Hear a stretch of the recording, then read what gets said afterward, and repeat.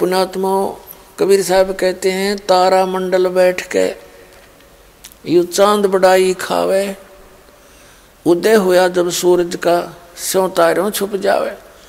अभी तक जितने भी ये संत महंत बने फिरे थे, दुनिया को भ्रमित कर रहे थे, या अन्य जो भगवान से दोए बैठे थे, ये श्री कृष्ण, श्री राम और श्री विष्णु और शंकर ब्रह्मा, ये अब कति ऐसे हो जाएंगे जैसे रात्रि के अंदर तारा मंडल में, आकाश में चंद्रमा, चांदनी रात्रि में कितना अच्छा चमक रहा होता है, और सूर्य उदय होने के बाद फिर भी वो विद्यमान रहता, लेकिन उसका अस्तित्व खत्म हो जाता है। ठीक इसी प्रकार ये भगवान, ये प्रभु जो हैं, ये अपने सतर के हैं। ये ब्रह्म पर ब्रह्म, जब पूर्ण ब्रह्म का ज्ञान आपके समक्ष होगा तो इनका अस्तित्व इस ज्ञान के सामने कति जीरो हो जाएगा। जैसे गीता जी अध्याय नंबर 2 के श्लोक नंबर 46 में कहा कि अर्जुन, जिसमें बहुत बड़े जलाशय की प्राप्ति के उपरांत छोटे जलाशय में, छोटे तालाब में, एक बहुत बड़ी झील की प्राप्ति के उपरांत एक छोटे से तालाब में, जोड़ में जैसी आस्था जीव की रह जाती है, ऐसी आस्था आपकी रह जाएगी इन उस तत्व ज्ञान से पूर्ण परमात्मा की जानकारी होने पर। अन्य भगवानों में तेरी ऐसी आस्था रह जाएगी जैसे जिसमें ये ज्ञान बोला गया गीता जी का, उसमें सभी मानव तालाबों के ऊपर आधारित थे, आश्रित थे। वर्षा होती थी प्रॉपर, वर्षा के दौरान बड़े बड़े जो वो तालाब होते थे, वो तालाब भर जाते थे, लेकिन उन तालाबों की, उन जलाशयों की इतनी क्षमता होती थी, एक वर्ष वर्षा ना हो तो वो सूख जाते थे। वो वर्षा के दिनों तक थोड़ा सा जल रह जाता था उनमें, एक वर्ष वर्षा ना हो तो वो कति खाली हो जाते थे, और उस पर आश्रित व्यक्ति भी महाकष्ट का सामना करते थे, तड़प तड़प कर मर जाते थे।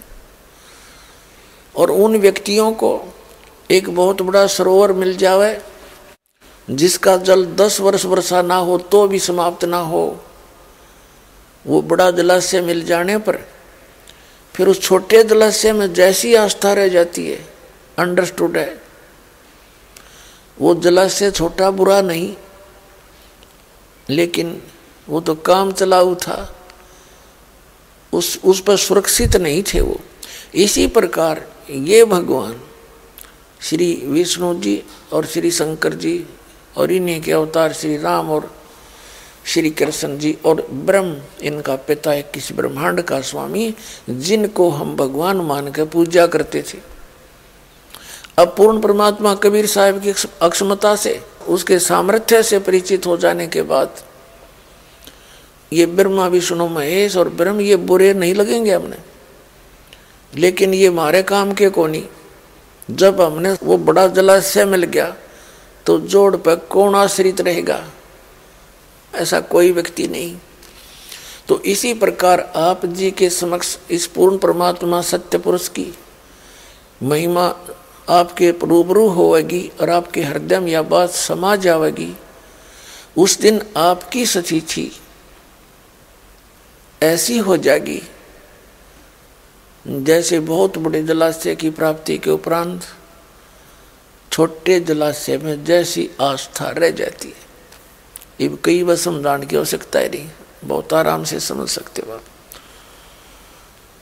तो पूर्ण परमात्मा कबीर परमेश्वर जी ने अपनी महिमा आप आकर बताई और महापुरुषों को मिले, उनको सच्चाई से परिचित करवाया। पुण्यात्माओं, सबसे बड़ी गलत धारणा हमारे अंदर यह भर रखी है कि कबीर साहब का जन्म होया था और उसके बारे में पता नहीं क्या बकवाद गढ़ रखी है नकलियों ने। यहाँ तक कहते हैं कि एक ब्राह्मणी विधवा होगी, और वो रामानंद जी ब्राह्मण थे, एक ऋषि, वो उनके दर्शनार्थ और बहनों के साथ चली गई हैं, और उसने चरण छुए, आशीर्वाद दे दिया रामानंद जी ने कि पुत्रवती हो। उसने कहा, हे महाराज मैं तो विधवा हूँ। तब कहते हैं ऐसी दंत कथा बकवाद गढ़ रखी लोगों ने। तो कहते हैं रामानंद जी कहने लगे, मैंने जो आशीर्वाद दे दिया ये तो फलेगा बेटा। तो जिस कारण से उस विधवा का बालक हो गया, शर्म के मारी गिर आई। और उस विधवा का नाम भी तो बता दो, कथा सुनानी हो।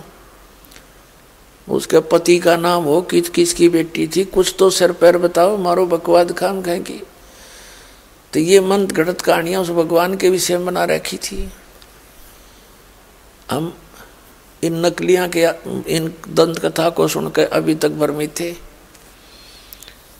ना सतगुरु जननी जने जिनके माना बाप, पिंड ब्रह्मांड से रहित हैं जहां न तीनों ताप।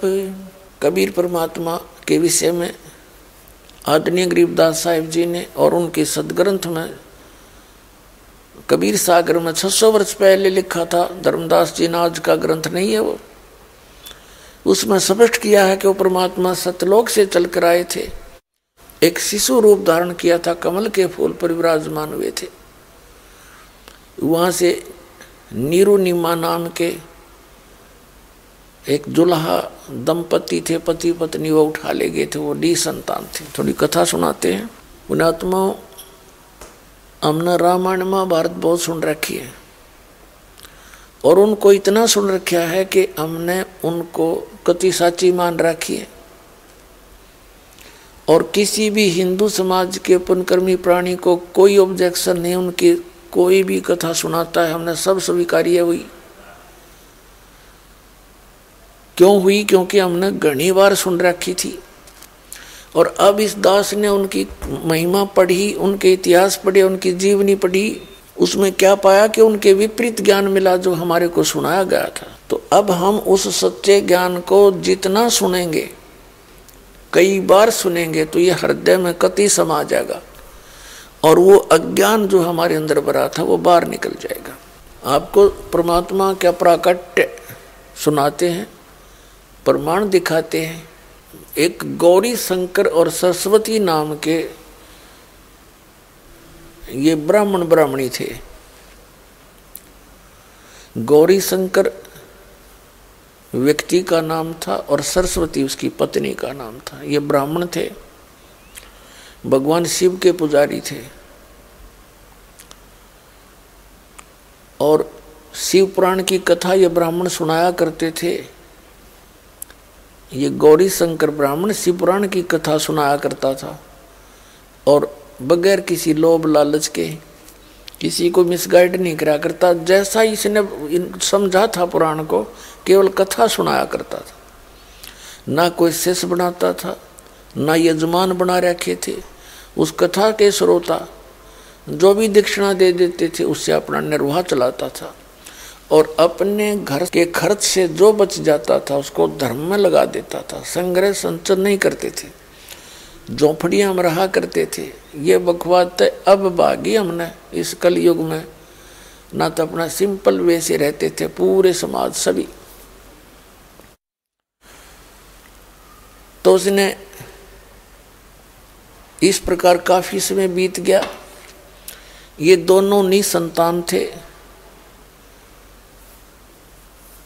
और अन्य ब्राह्मण जो थे, जो दुनिया को गुमराह किया करते थे, वो गौरी शंकर से ईर्षा करते थे, क्योंकि गौरी शंकर की महिमा इस कारण से अधिक होगी थी कि ये निस्वार्थ सेवा कर रहे हैं।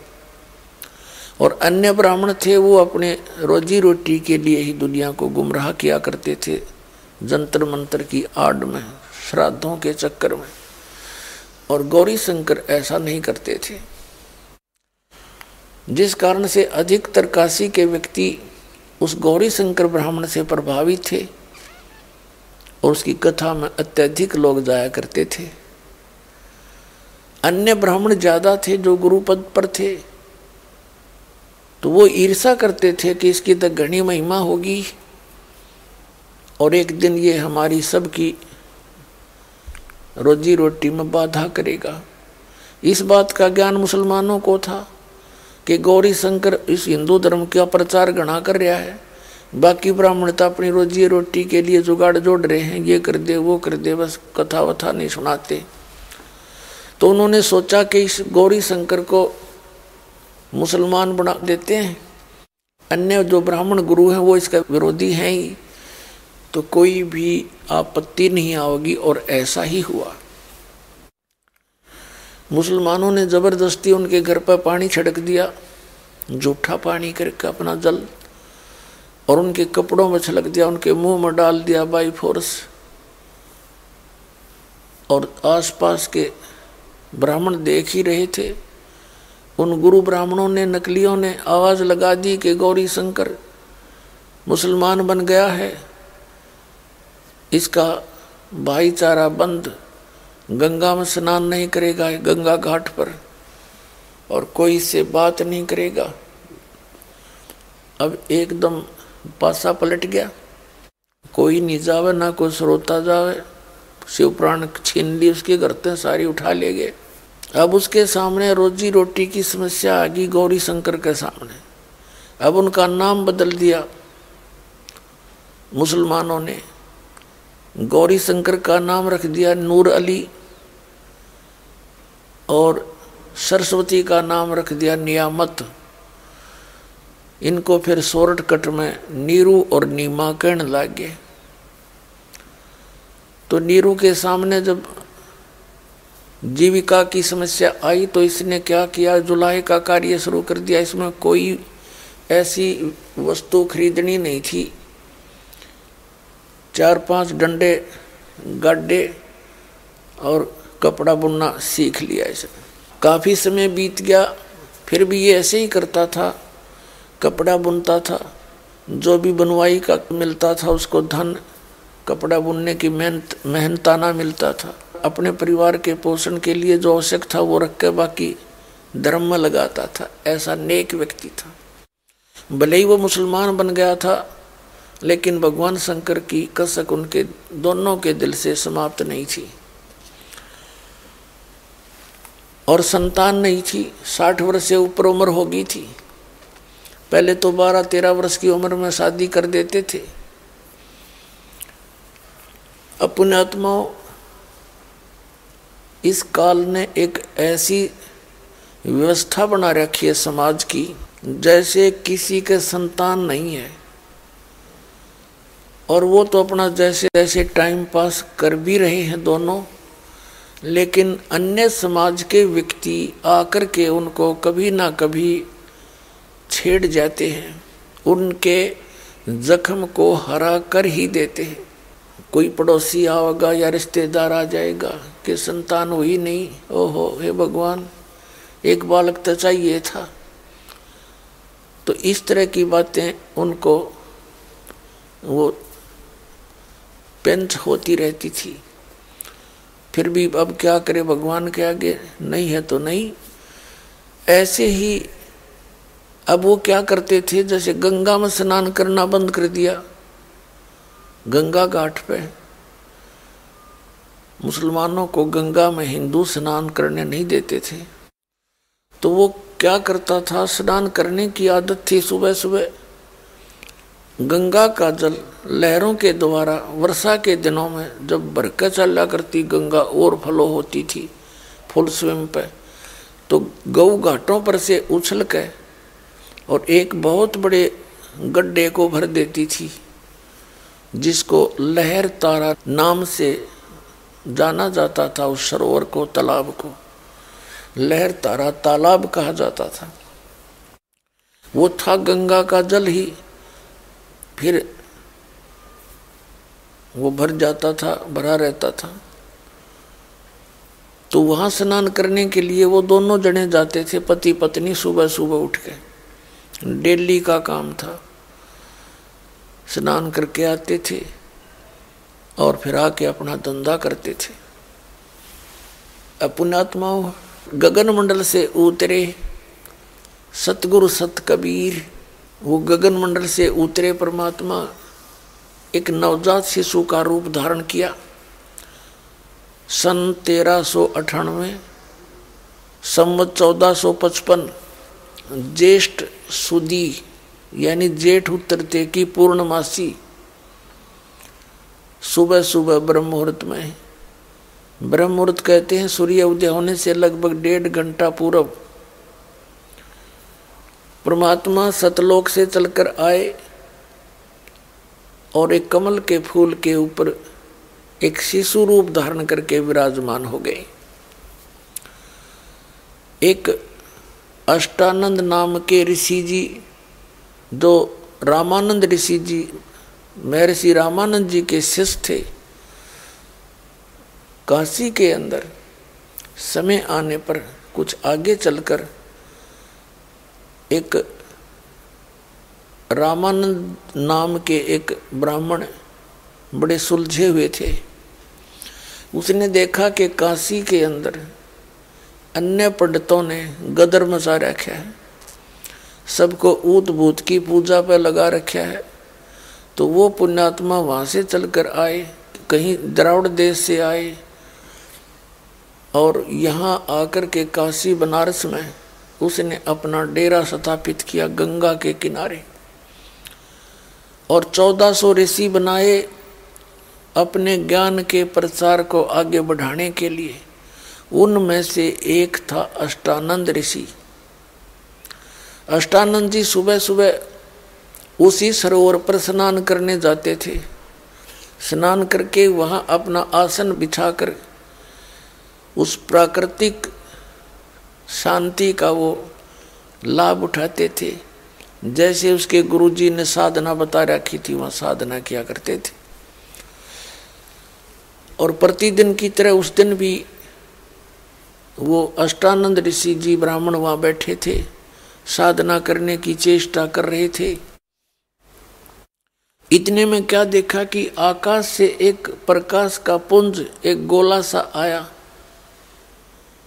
अष्टानंद का ध्यान उस प्रकाश के गोले की तरफ गया। इतना तेज प्रकाश और अद्भुत प्रकाश था, अष्टानंद जी की आंखें उसको सहन नहीं कर सकी, यह चरम दृष्टि सहन नहीं कर सकी। आंखें बंद होगी। आंखें बंद हुई तो क्या देखा कि कोई बच्चा बालक दिखाई देता है, जैसे हम सूर्य की ओर देखते हैं। सूर्य को हमारी आंखें सहन नहीं कर पाती उसके प्रकाश को, फिर हम इधर उधर करते हैं तो सूर्य का प्रकाश रहित आकार दिखाई देता है। आंखें बंद करते हैं तो भी दिखता है, इधर उधर करते हैं तो भी उसका आकार दिखाई देता है, लेकिन प्रकाश नहीं होता। ठीक इसी प्रकार अष्टानंद जी के उस आँखों के देखने से उस प्रकाश का जब आंखें बंद हुई तो वो बच्चा दिखाई दिया उसको, जिसका वो प्रकाश था। फिर परमात्मा ने वो सारा प्रकाश सिमट कर एक बच्चे का रूप धारण, यानी प्रकाश तो उस बच्चे रूपी परमात्मा का ही था, अपना प्रकाश समेट लिया और उस बच्चे रूप जो के तो जिस रूप में आ रहे थे कमल के फूल पर विराजमान हो गए। अष्टानंद जी देखा, आंखें खोल, क्योंकि अंधेरा था थोड़ा सा, तो उसने सोचा कि ये पता नहीं क्या बात है, आज मैंने क्या देखा, ये मेरी बुद्धि काम नहीं कर रही। अपने गुरु स्वामी रामानंद जी से इसका समाधान पूछूंगा कि ये मेरी कोई भ्रमणा है, मेरा कोई भ्रम है, क्या सच्चाई है। मैंने आज प्रकाश देखा और फिर एक बालक दिखा।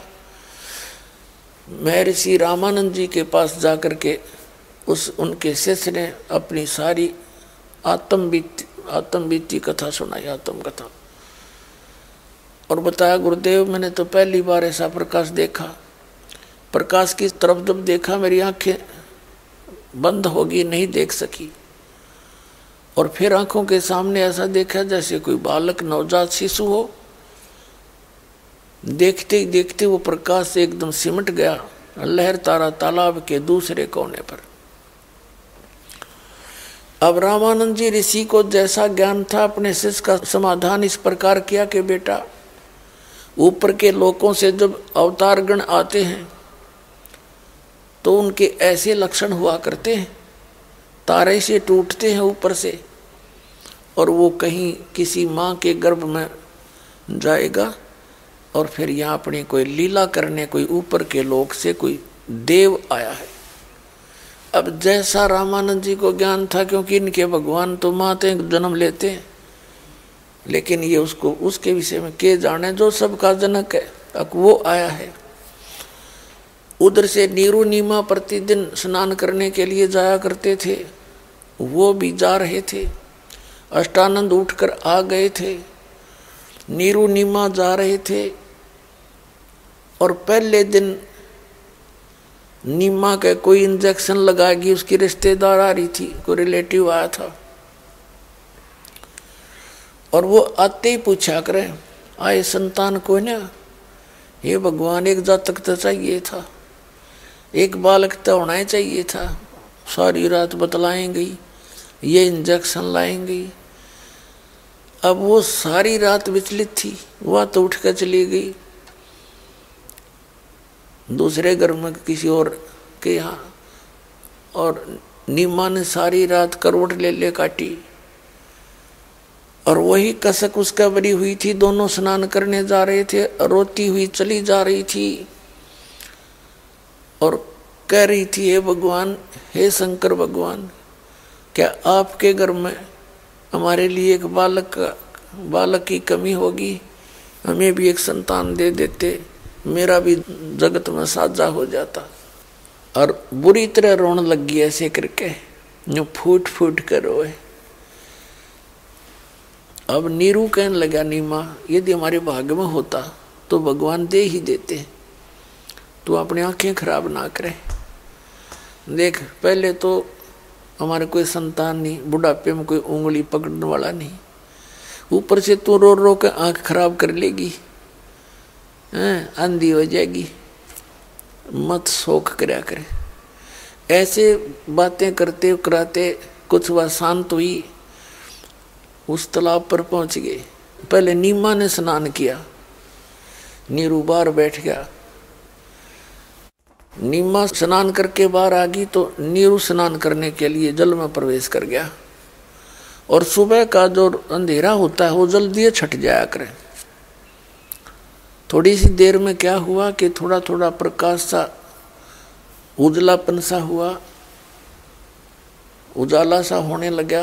नीमा जो कपड़ा बांध कर स्नान करके किया था, उसको धोने के लिए और पुणे सरोवर के तट पर पहुंची। उसका पति स्नान कर रहा था ऐसे ऐसे करके। जो ही वो निकट पहुंची तो चांदना सा हो गया था थोड़ा थोड़ा। उसने क्या देखा कि कमल के फूल पर कोई वस्तु हिल रही है। परमात्मा अपने पैर हिला रहे थे, बच्चे के रूप में लीला कर रही थी। नीमा ने सोचा कि इस पे कोई सर्प ना हो, मेरे पति ने ना डसले। उसने ध्यान से देखा, ध्यान से देखा तो क्या देखा कि एक बालक कमल के फूल पर। अपने पति से कहा कि देखियो जी, इस कमल के ऊपर बालक है, कृपा इसको उठाइयो उठाइयो, डूबेगा बालक, देखना छोटा सा बच्चा है। अब नीरू नहा रहा था, वो कहने लग गया, उसने सोचा तो कति मेंटल होली, अब इसने जल में भी बालक दिखाई देने लगे। कहने लगा, नीमा मेरी बात मान जा, तू छोड़ दे इस बालक काली ने, तो मत सारे दिन इसको ऐसे ना कर, तेरी आंखें फूट जाएंगी।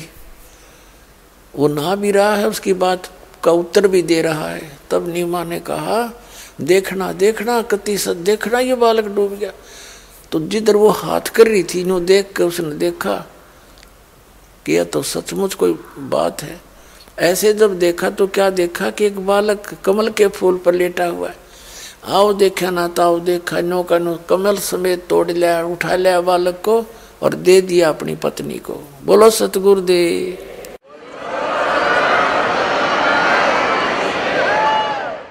अपने आत्माओं, कबीर साहब कहते हैं, सोचल छिदर मैं करूं अपने जन के काज। अब जिस परमात्मा की खोज में ऋषियों ने शरीर नष्ट कर दिया, अपने गला दिए, दीमक चढ़ गई उनके शरीरों पर और उनको वो मिला नहीं,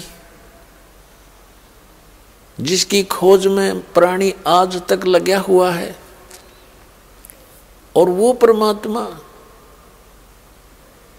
और जिस बहन के सीने से लगा हो, अब उसकी जो खुशी, उसके जो आनंद का एस्टीमेट लगाया नहीं जा सकता।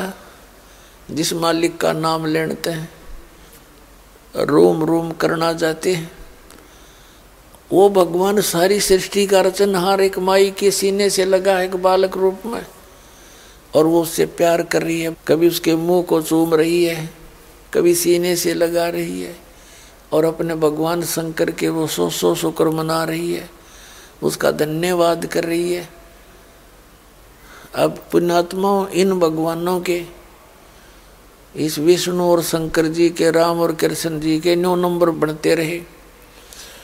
कहते करे करावे साइया, मन में लहर उठा, दादू सिर दर्जीव के आप बगल हो जा। ये परमात्मा वो खुद आए मालिक, और वो मान रहे हैं कि भगवान शंकर ने बालक दे दिया। वो शंकर के भी जनक, उनके पिता के भी जनक, वो खुद आए हुए और महिमा बन रही शंकर भगवान की, कि उनके पुजारी थे।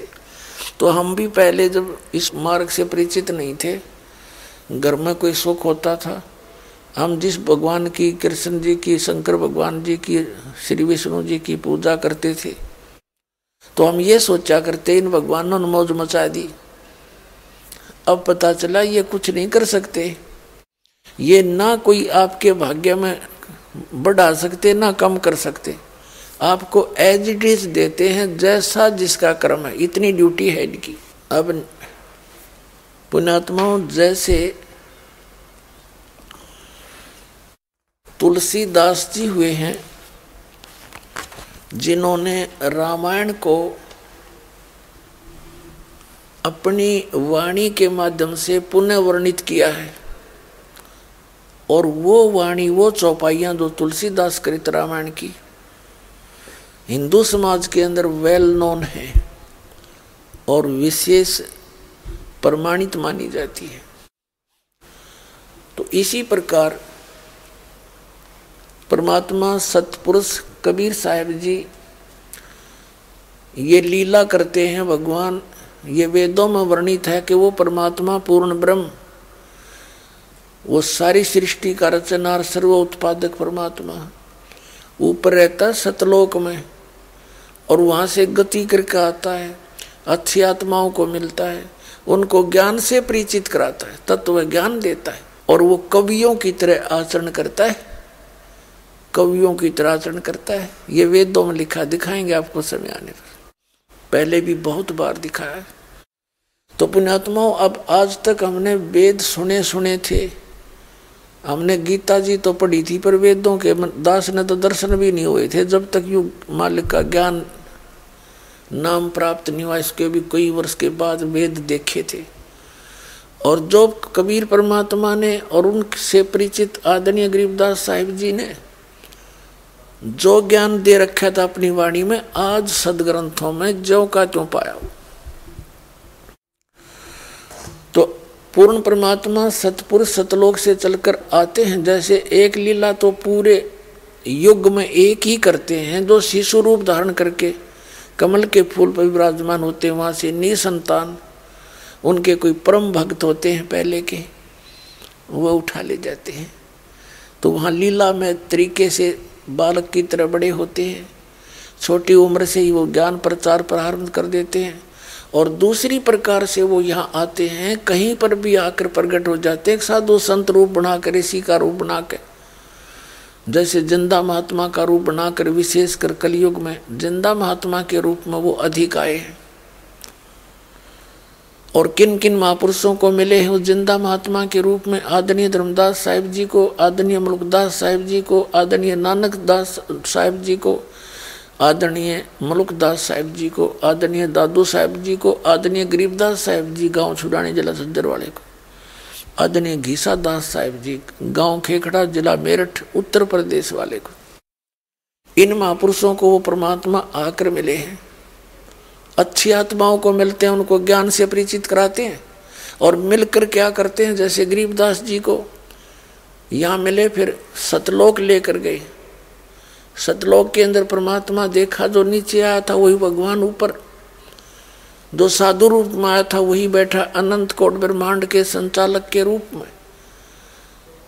तब गरीबदास जी को दृढ़ विश्वास हुआ कि ये बाबा जी जो नीचे आया था ये खुद भगवान है, कबीर साहब। फिर उनका ज्ञान योग खोल दिया। ज्ञान योग का अर्थ है दिव्य दृष्टि खुल जाती है। दिव्य दृष्टि की भी रेंज होती है, क्षमता होती है।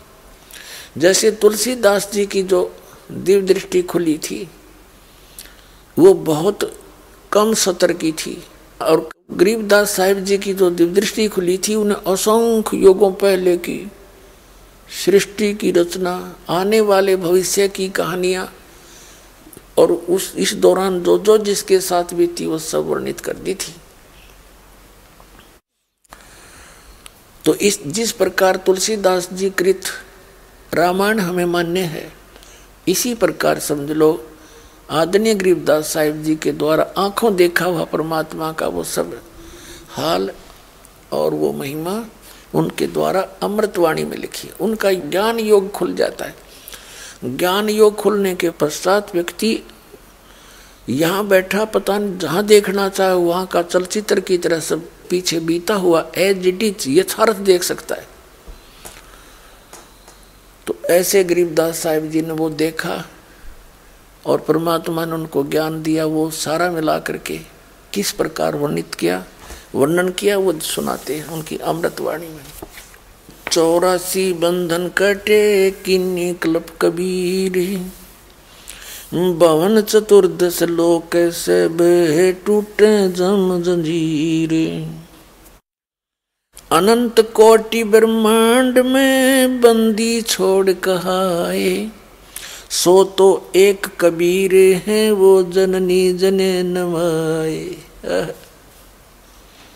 गरीबदास साहिब जी कह रहे हैं अनंत कोट ब्रह्मांड में ये बंदी छोड़ कहाए। बंदी छोड़ जो काल के बंधनों से छुड़वाता है। काल ने हमारे को कर्मों के बंधन में बांध रखा है और इन कर्मों के बंधन से कबीर परमात्मा ही हमें छुड़वा सकता है, इसलिए वो बंदी छोड़ कहता है। यजुर्वेद अध्याय नंबर 5 के मंत्र नंबर 32 में कहा है कि कबीर अंगारी असी बंभारी असी सवर ज्योति रत धामासी। वो परमात्मा कबीर पापों का नाश करने वाला है, बंदी छोड़ है, बंधनों का शत्रु है, वो सतलोक में रहता है। तो यहाँ गरीबदास साहिब जी कहते हैं अनंत कोट ब्रह्मांड में बंदी छोड़ कहाए, सो तो एक कबीर है जो जननी जने नमाए। जल थल पृथ्वी गगन में बाहर भीतर एक, ये पूर्ण ब्रह्म कबीर हैं अवगत पुरुष अलेख। सेवक हो के उतरे इस पृथ्वी के माही, जीव उदाहरण जगत गुरु बार बार बलि जाही। गरीबदास साहिब जी कहते हैं एक दास बन के उतरे वो भगवान, कबीर दास का है। सेवक हो के उतरे इस पृथ्वी के माय, किस लिए? जीव उदाहरण जगत गुरु, यानी सबको सच्चा ज्ञान देने वाले। और गरीबदास जी कहते हैं बार बार बलिहारी जाऊं। काशीपुरी कष्ट किया उतरे अदर अधारे। कितना स्पष्ट वर्णन किया है कि काशी के अंदर आए परमात्मा और ऊपर के नो उतरे। मोमिन को मुजरा हुआ वहां जंगल में दीदार। मोमिन माने उस मुसलमान जुलाहे को। कोटि किरण शशि भाने सुदिये आसन अदर विमाने, पर सतपूर्ण ब्रह्म को शीतल पिंड और प्राण। गोद लिया मुख चूम कर हेम रूप झलकंत, जगर मगर काया करे जैसे दमके पदम अनंत। कि जब नीरू ने नीमा को बालक थमा दिया, अब जैसे प्यासे को जल मिल जा तो इतना पिया करे मुंह तटावे को ना।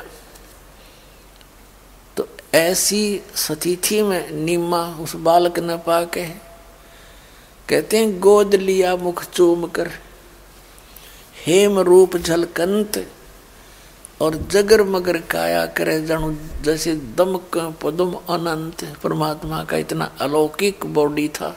उस परमात्मा कबीर जी का शरीर ऐसनाविरम शुक्रम कायम, नाड़ी तंत्र से बना हुआ नहीं था उस मालिक का शरीर। उसको विधेय भी कहते हैं। जो हमारे जैसी देह नहीं हो, ये तो हमारी तो देह है, उसकी इससे हटकर जो देह है वो विधेयी थे। काशी उमटी गुल भया मोमिन का घर घेरे। अब यहाँ क्या है, नीरू ने सोचा, उधर से नीमा तो मस्त थी बच्चे को पाके, जैसे भूखे ने भोजन मिल जा, कंगले ने मिल जा धन, निर्धन को धन मिल जावे, और भूखे को रोटी प्यासे को जल मिल जाए। इतनी खुशी उमंग में को सो शुक्र मना रही अपने शंकर भगवान की। अब नीरू के मन में एक बात खटक गई कि हे भगवान, यदि हम इस बालक ने घर ले चलेंगे, काशी के लोग पूछेंगे कहाँ से लाए, हम कहेंगे कमल के फूल पर मिला, लोग विश्वास नहीं करेंगे और हमें झूठा बतावेंगे। बच्चे को भी छीन लेंगे, राजा प्रजा को भड़का के हमारे साथ दुर्व्यवहार करेंगे और हमसे पूछेंगे सच्ची बताओ इसकी किसका चुरा कर लाए हो, और हमें नगरी से भी निकाल दिया जाएगा।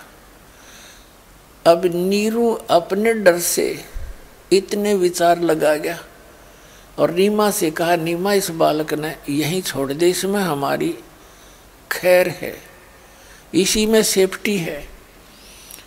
और उसको सारी बात से परिचित करा दिया कि ऐसे ऐसे बन सकता अपने साथ।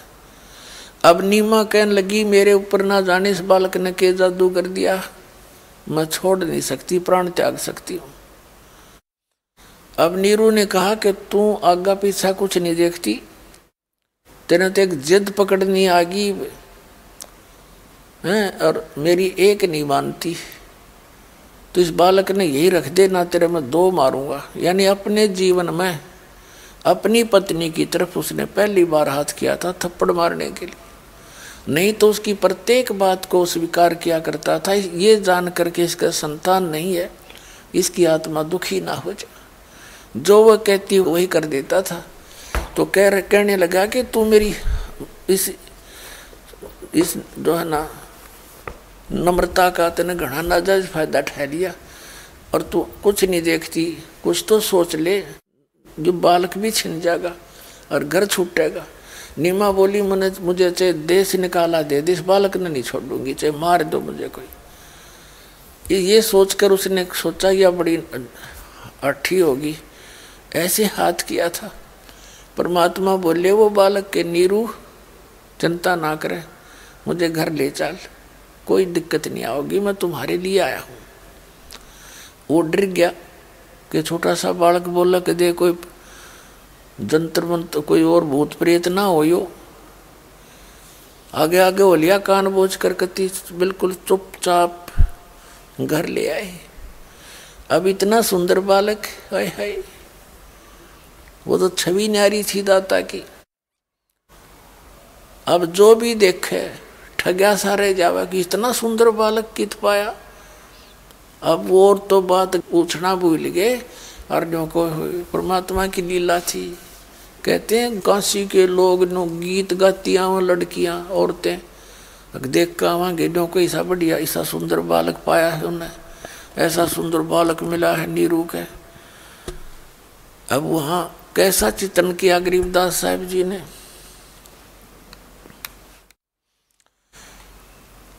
काशी उमटी गुल भया, शोर हो गया काशी के अंदर, उमड़ का ही सारी काशी।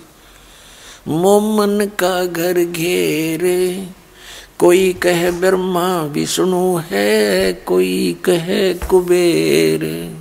अब अपने अपने विचारों से आइडिया लगाते हैं सभी उस परमात्मा की छवि को देखकर बालक की। कोई कहे तो इंद्र है, कोई कहे धन का देवता कुबेर रूप, छोटा रूप बना के आ गया, उसने जन्म लिया है, जैसी उनकी बुद्धि काम करे थी।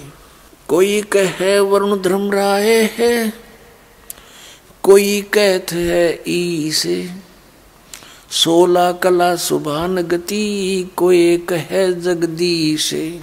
कोई कहे छल ईश्वर नाही, कोई किन्नर कहलाए, कोई कहे गण ईश का, जो जो मात रिसाए। खलक मुल्क देखण गया वहाँ राजा प्रजारीत, जम्बू दीप जिहान में ये उतरे शब्द अतीत। जम्बू दीप कहते हैं भारतवर्ष को, कहते इस जम्बू दीप जिहान में ये उतरे शब्द अतीत। दुनी कहे यो देव है, देव कहते हैं ईश, ईश कहे ये पर ब्रह्म है, पूर्ण विश्व बीश, पार ब्रह्म है। अब कहते हैं दुनिया तन्नों का कोई देवता उतर रहा है नीचे, देवता कहते हैं कि नहीं, ये तो कोई भगवान आया है, कौन से लोक से ये हम भी नहीं जानते। अपनात्मा काजी आए कुरान ले, दर लड़के का नाम, अक्सर अक्सर मैं फुरा धन कबीर बलि जाऊं मैं। सकल कुरान कबीर है, अरफ लिखे जो लेख, काशी के काजी कहें या गई दीन की टेक। परमात्मा का नाम रखने के लिए अब काजी आगे। नाम कैसे नामांकन करते हैं? कुरान शरीफ एक पवित्र पुस्तक है मुसलमान धर्म की, जैसे अपने हिंदुओं की गीता है। उसको क्या करते हैं, अपना कोई मंत्र सा पढ़ के और उसको ऐसे खोलते हैं। जब पहला अक्षर जो भी होता है उसी अक्षर के ऊपर वो नाम रख देते हैं। उन्होंने जो ही वो कुरान शरीफ खोला तो उसके अंदर कबीर शब्द मिला उनको, कबीर पूरा। तो उन्होंने सोचा कबीर का अर्थ होता है बड़ा, वो कबीर का अर्थ बड़ा करते हैं मुसलमान धर्म में। तो उनके काजिया के मन में ये दोष आ गया कि एक जुलाहे के बेटे का नाम कबीर रखना अच्छा नहीं लगता, और देखने लग गए न्यू। दूसरी जगह दोबारा फिर खोली हुआ कुरान, उसमें क्या पाया कि पूरे पृष्ठ पे केवल कबीर कबीर कबीर कबीर कबीर कबीर लिख रखा उनकी है उस लैंग्वेज में, दूसरा अक्षर नहीं था। उन्होंने फिर पलट के देखा इधर उधर, पूरी कुरान में कबीर के अतिरिक्त, कबीरन के अतिरिक्त कोई शब्द नहीं। कबीरन खबीरा जैसे बोलते हैं। और परमात्मा बोले काजी मेरा नाम कबीर ही रहेगा, तो कुछ भी कर ले। अब वो काजी डर गए, छोटा बालक बोल रहा है, और दा तेरे खें देसी भाई कबीर धर दो इसका नाम। वो तो जो नाम लेकर आते हैं अपना वही चलेगा उसका, उसने कौन बदल दे सारे सृष्टि के रचनार वो।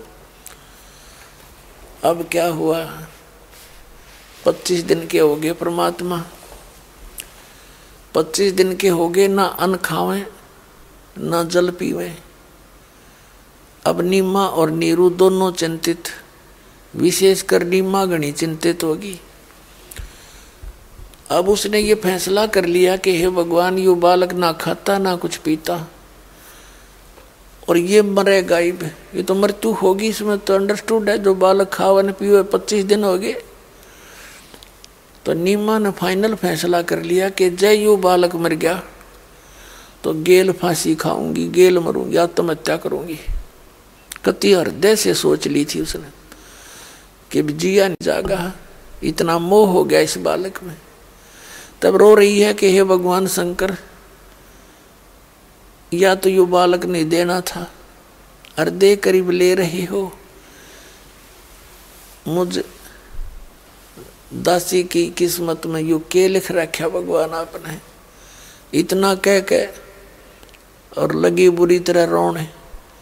परमात्मा ने देखा या बुढ़िया मरेगी रो के।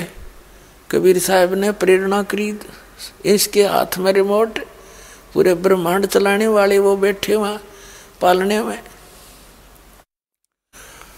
तो शंकर भगवान जी के कान खड़े हुए शिवलोक में कि तुझे याद करके कौन रो रहा है। ना तो दुनिया ना रो है, किसी खातिर ना आए हुए, वो तो कारण मालिक का था। शंकर भगवान एक साधु रूप बना के और वहां आके खड़े हो गए। नुआते दिखे दूर तय। शंकर भगवान ने पूछा, माई क्यों रो रही है? नीमा कहने लगी, महाराज जी मेरी बात ने मत सुनो, मेरे दुख ने तुम भी दुखी हो जाओगे।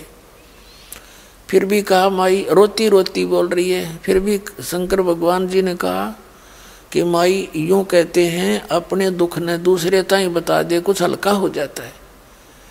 बता तो श्री, हो सकता हमारे सत्र का हो तो हम करेंगे। तो उसने फिर सारी कहानी बता दी कि पहले तो हमारा संतान नहीं थी। एक दिन हम स्नान करने के लिए तालाब की ओर प्रतिदिन की तरह जा रहे थे। उस दिन मैंने अपने भगवान शंकर को विशेष याद कराया था और मेरे भगवान ने यो बालक दिया एक कमल के फूल पे।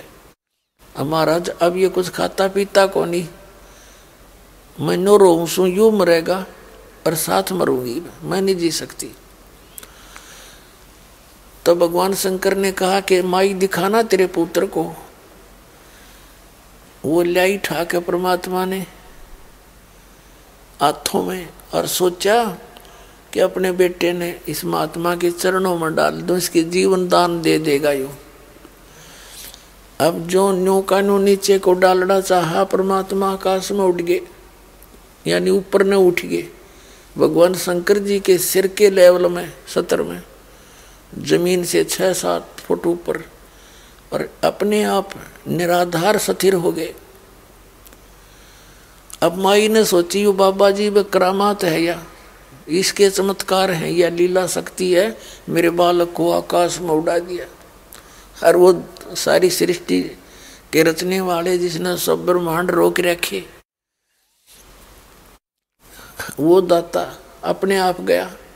भगवान शंकर ने ऐसे हाथ किया, भगवान शंकर के हाथों में आगे मालिक वो बालक। जब कबीर साहब वो नवजात शिशु 25 दिन का बालक कहने लगा कि शंकर महाराज जी इस माई ने कह दो एक कुंवारी गाय ले आवे और कुंवारी गाय का दूध पिया करूं मैं।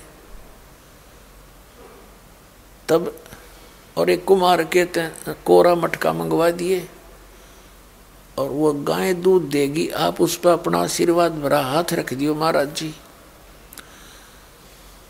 अब शंकर भगवान ने कहा उस नीमा से कि माई यू तेरा बेटा मरने वाला नहीं है, तो निश्चिंत रहे। तो नीमा कहने लगी, महाराज जी ये सूखी सांत्वना से मेरा दिल ना डटे, ये दूध नहीं पी लेगा इतना, मेरी तो टेंशन मिटे नहीं। तब शंकर भगवान ने कहा कि माई एक तेरा पति कहा, उसने बोला एक गाय ले आओ, एक कुंवारी गाय लाओ बछिया जिसने दूध पीना छोड़ रखा हो, 1-1.5 वर्ष की, 1.5-2 वर्ष की, यानी कुंवारी। नीमा ने अपने पति नीरू को आवाज लगाई, वो भी आ गया और सारी बात बताई। नीरू जाके एक बछिया ले आया। शंकर भगवान ने महात्मा रूप में खड़े थे, उसका थपकी मारी, वो सतन लंबे लंबे हो गए और दूध की धार चल पड़ी। पात्र नीचे रख दिया, जो कुम्हार के लाए थे, धोया मांझा। जब वो भर गया वो मटका, अपने आप दूध बंद हो गया। तब कबीर साहब ने दूध पिया। इस प्रकार प्रतिदिन वो कुंवारी गाय दूध देती थी, परमात्मा दूध पान किया करते थे। अपने आत्माओं, ये अपने जो पुराने इतिहास है, इनसे हमें भगवान पहचानने में आसानी होगी। पूरा विश्व अपने वेदों को श्रेष्ठ मानता है, उत्तम मानता है, सत्य मानता है। एक आधा शरफरा तो दूसरी बात है, जो कुछ भी बकवास करते जिन्हें ज्ञान नहीं। और विशेषकर हिंदू समाज में तो यूँ घर कर ही रहा है कि वेदों में जो लिखा वो फाइनल है, सही है, सत्य है, भगवान की विशेष जानकारी है, सत्य जानकारी है। अब देखो ये लीला जो दास बता रहा है, ये गरीबदास जी ने बताई। हमने गरीबदास जी के ग्रंथ में पढ़ा और वो परमात्मा से परिचित हुए थे गरीबदास जी, आदरणीय गरीबदास साहिब जी। गरीबदास साहिब जी को परमात्मा ने ज्ञान दिया, उन्होंने फिर लिखा। और फिर कबीर सागर में जो कबीर परमेश्वर जी ने अपना प्रगट होने का जो सारा विवरण दिया था, धर्मदास जी को बताया था। आदरणीय धर्मदास साहिब जी ने वो लिपिबद्ध किया था, जो कबीर सागर नाम से वो परमात्मा की महिमा की वाणी प्रसिद्ध है, कबीर सागर नाम से। अब ये तो गरीबदास जी ने बताया, क्या बताया है? दूध न पीवे न अन्न बखे, नहीं पालने झूलंत, अदर अमान ध्यान में वो कमल कला फूलंत। अब क्या करें गरीबदास साहब जी, ना दूध पीवे थे, ना अन्न खावे थे, और शरीर ऐसे विकसित हो रहा था जैसे कमल का फूल।